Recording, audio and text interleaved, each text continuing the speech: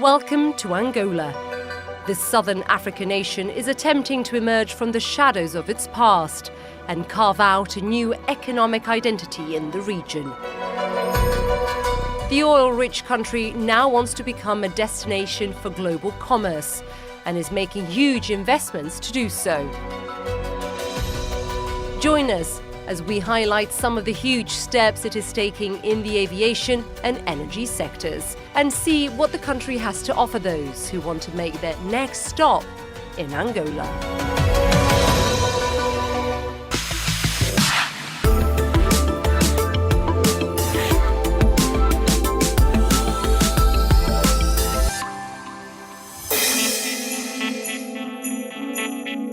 Last November, the president of Angola, plus other dignitaries and VIPs, were on hand for an historic moment in the country: the inauguration of what will become one of Africa's largest airports.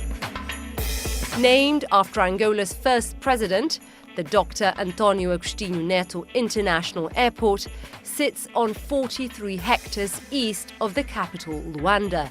It is built to handle up to 15 million travellers each year. CNN was on site during the last stages of construction with a man tasked to oversee the mega project. My name is José Paulo Nóbrega, and I am a civil engineer. I'm responsible for coordinating the operational office of the new Luanda International Airport. This airport is designed to serve the 35 million inhabitants of this country. It will also be a regional project. There are currently no direct flights to neighboring countries, and therefore, the idea will be to play a regional transfer role. It has 3 terminals with 31 contact positions for planes. The infrastructure includes 2 runways, a cargo terminal, maintenance areas, and the potential for expansion to handle up to 65 million passengers annually. The airport is nearly 2 decades in the making because of some false starts along the way. In 2005, it started in a public-private partnership, and then government took over 10 years later, more or less. The project that was not being concluded by the private partners, and government took over. We end up finalizing all the financial package for the conclusion of the airport in 2018. The project was initially managed and funded by a Chinese firm, but that plan didn't work out. Construction started in 2013, but there were interruptions and changes in the construction model. In 2017, the initial contract was terminated due to discrepancies with the state's needs. In 2020, a new contract was signed and construction resumed. There was a commitment between the presidents of Angola and China to restart the airport, and the current state-owned company began work. It has extensive knowledge and expertise in airport construction, providing us with confidence in the quality of work. Our certification processes and audits confirm the quality. The more than $3 billion project is now controlled by the Angolan government, but it is largely financed by loans from China. And another Chinese company was hired to complete construction under Nóbrega's supervision. We needed to form a team with both civil engineering expertise and knowledge of various areas of civil aviation. Currently, we have 2,200 people on site, with 400 being expatriates. 16 Angolan companies were involved in the construction, providing job opportunities. We had about 280,000 man-hours of work performed. Some are not convinced that the country's investment is worth it. Of course, Angola needs a new airport because our airport is in the center of the city. So, of course, we need an airport. But the problem of this airport is that it is oversized. World Bank data shows that Angola had only about 1.5 million passengers in 2019. This new airport has capacity for almost 10 times that, but the transport minister says this is a bet on the future. It's not a project that will respond to the short-term needs of a country. And that's why the project has this dimension, is exactly to accommodate potential new traffic that we need to support our diversification of our economy. One of the decisions from President Lorenzo was exactly looking at civil aviation as a very core and important sector for the diversification by facilitating other important sectors that we need to grow, tourism, trade, and overall the agribusiness that we can actually promote here in Angola using the cargo and logistics platforms to support the overall strategy. So we look at this new airport as an enabler for the diversification of our economy. And we have here a net. This is domestic, this is international. The government believes this cargo facility will help diversify Angola's oil-dependent economy. Nós entendemos The goal is to develop cargo capacity, focusing on products such as flowers, horticultural products, tropical fruits, seafood, and fresh fish. We have a cargo terminal with a capacity of 130,000 tons per year, and it's expandable to 400,000 tons. So this airport is coming exactly on that sense of having Angola as a very important trade facilitation country in the region and in the continent. The cargo side is currently very critical to sustain the overall strategy, not only for carriers, but also for the countries and for the people. So that's why the size, the complexity, and all the different opportunities that we can build around the airport.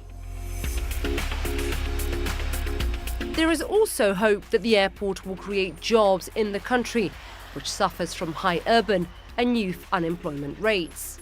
The airport is an intensive job generator, not only directly, but also indirectly. Civil aviation system, you have to multiply by 4. All the potential. The national carrier is recruiting, the airport is recruiting, and then you have all the related businesses around the airport to support that activity.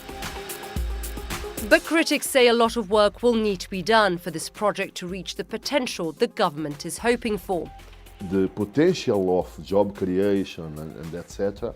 we can't be fulfilled because it will be not needed by the traffic of the airport. Angola has a lot of touristic potential, but just to have an airport is not a condition to attract tourists for Angola. So there is a lot of homework that we must do in order to minimize the losses of this new airport. The plan is to gradually shift all operations from the current international airport to this one by the end of 2024. So next time you fly to Angola, this may be your landing spot. Our next stop in Angola will be to one of the sunnier sides of this country to see the major investments being made towards renewable energy.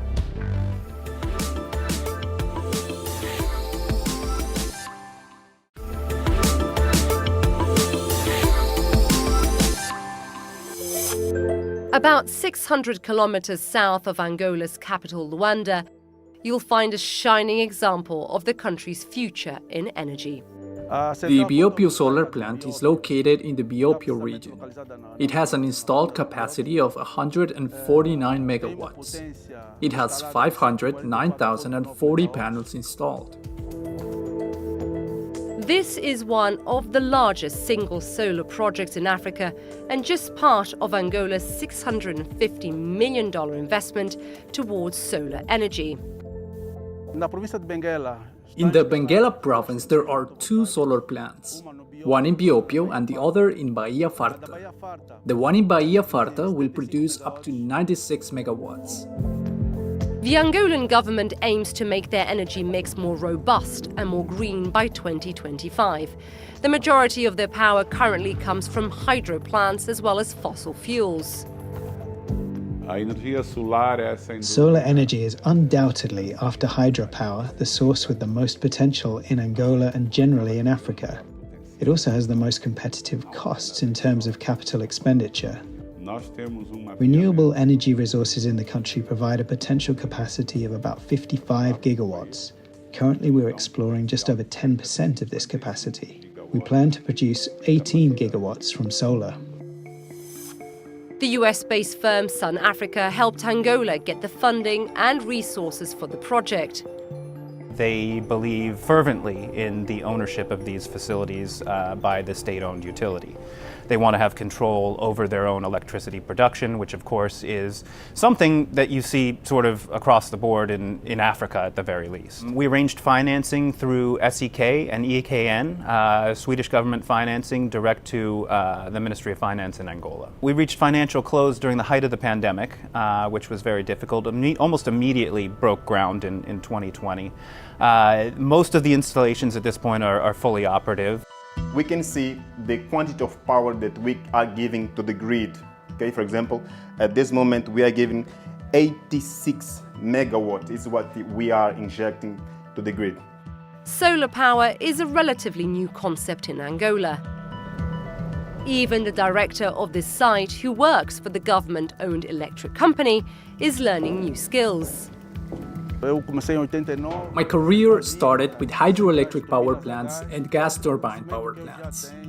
With the knowledge I already had, transitioning from gas turbines to solar plants was just a complement, and on-the-job training improved my technical and intellectual capabilities to operate the Bopo solar plant. A Portuguese-based company was contracted to construct the site, but it hired mostly local labor for the job.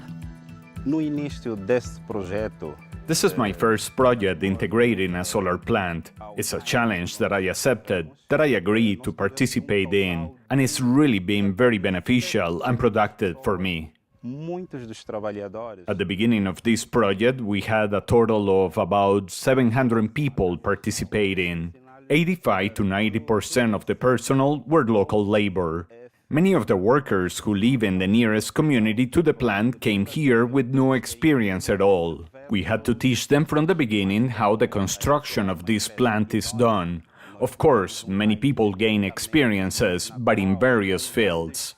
We had a time frame of 30 months, but with great effort and collaboration from everyone, we managed to exceed or deliver this project in about 22 months. This project has opened the door for Angola to make an even larger investment towards solar and close the large connectivity gap. The first project was pumping utility scale onto the existing grid. The second one has a component of that, roughly 500 megawatts are going in 2 sites. But most importantly, and I think this is important to everyone, Sun Africa and the government of Angola, is the 64 mini-grids that we're bringing to the 4 southern provinces of the country. Angola has roughly a 43% electrification rate in urban areas, but a less than 10% electrification rate in rural areas. Less than half of the population has access to public electricity. The main goal is to achieve 100% access by the end of this term, which means more than 1 million household connections need to be established to reach this objective. A significant portion of electrification in the eastern and southern parts of the country will be through off-grid solar mini-grids, using solar panels, battery storage and distribution networks. This is expected to provide access to approximately 6 million people in the near future. This next phase of projects will be funded by $2 billion in loans from the Export-Import Bank of the United States. $907 million for the solar parks has been approved by the United States Bank. We are now awaiting approval for an additional and larger portion of $1.2 billion for the electrification of the entire southern part of Angola, including grid expansion. In a country where more than half of the population lives in poverty, according to 2018 data from the World Bank, government expenditures are often questioned. But the government feels confident about their bet on green energy. The investment being made is necessary so that those living in the interior of the country can have access to electricity, internet, education, and water supply. This financial effort will also save millions of dollars in fossil fuel usage for energy production, protecting both financial resources and the environment. Electrification efforts will also reduce deforestation, a problem affecting the country's future and the generations to come. This investment will place Angola at the forefront of countries using renewable energies, especially unconventional ones like solar. Given the characteristics of our country and the sub-Saharan African region, where access to electricity is limited, the widespread use of renewable energies, particularly solar energy, will bring numerous benefits. For our last stop in Angola, we'll visit the fun side of the capital as it experiences a transformation.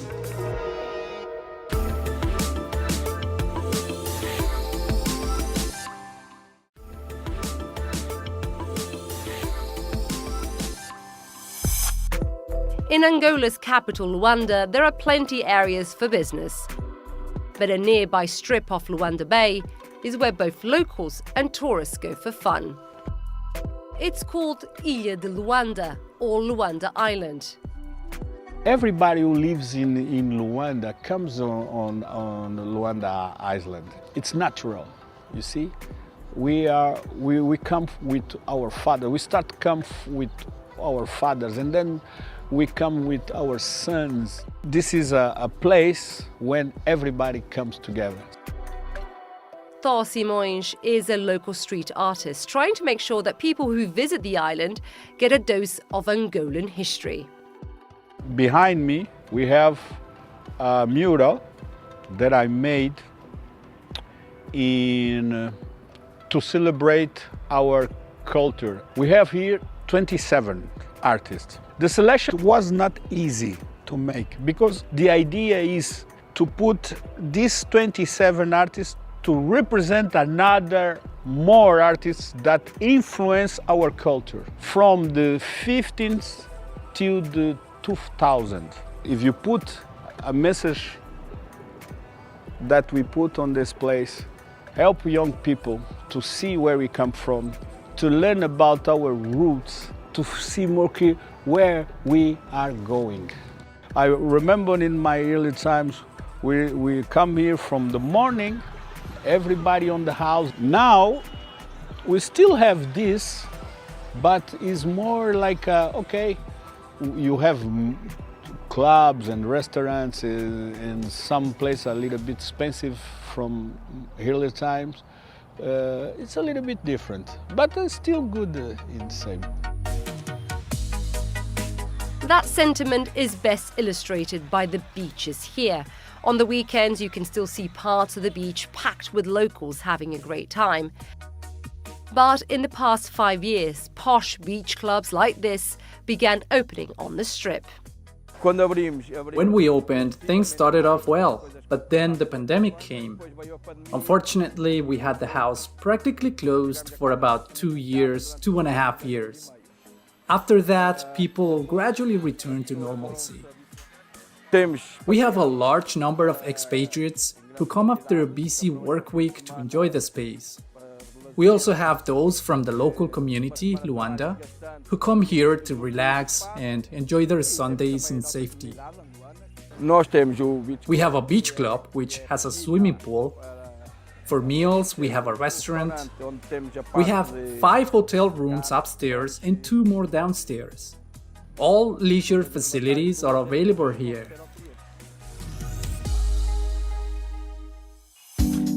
Restaurants like this one, which has been here for more than 15 years, are part of the island's transformation. 10 years ago, we mostly had Portuguese customers, but with the construction of these buildings, we now have more French, Arab, and Italian customers. Our clientele has grown significantly. Many are happy with how Luanda Island is developing, but some are still hoping for more improvements.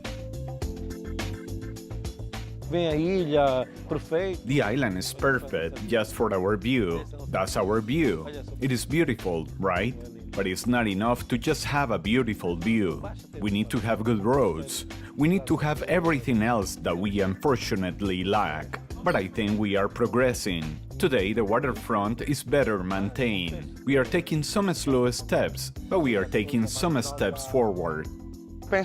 I do feel that there could be more development. However, I'm satisfied with what we have.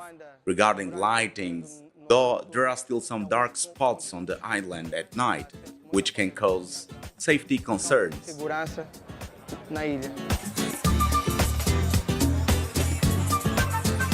The growing nightlife scene on the island has caused some businesses to adjust their offerings. It's going to be actually a full tourist island. This is the government's plan. So we at the entrance.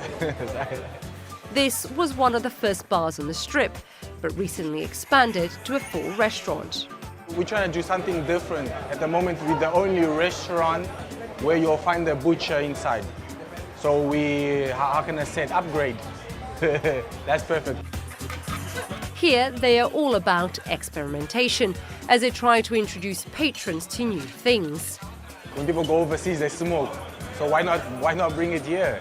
Now it's a fever. All restaurants want shisha. Everybody wants to smoke shisha. This side, the business is growing very well, very well. So well that's moving to the back side of the building already. In the beginning, we only find business here in the front of the road. 1, 2, 3 max. Now we got the whole road full and moving to the back and to the roof already. The businesses here believe they can offer everything visitors are looking for, but they know it will take some patience to see sustainable profits. The investment was quite significant, but this will take years.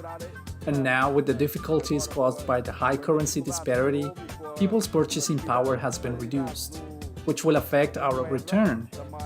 It won't happen in 4, 5, or 6 years. It's a long-term thing.